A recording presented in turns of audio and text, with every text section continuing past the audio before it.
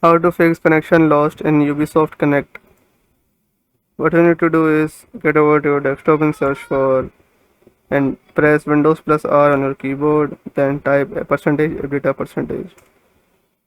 Here click on app data, go into local, and there you'll find a folder which says Ubisoft.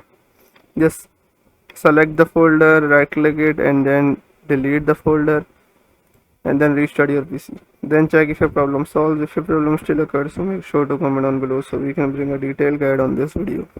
Alright, that's it for today's tutorial.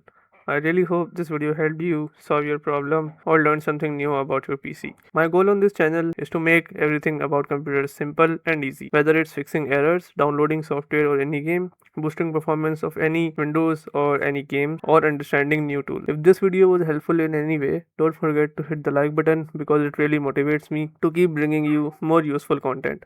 And if you're new here, make sure to subscribe and turn on the notification bell so you never miss any future tutorials, tips, and PC fixes. Also, if you're facing any issues or have any questions related to computers, Windows, software, or anything technical, drop them in the comments.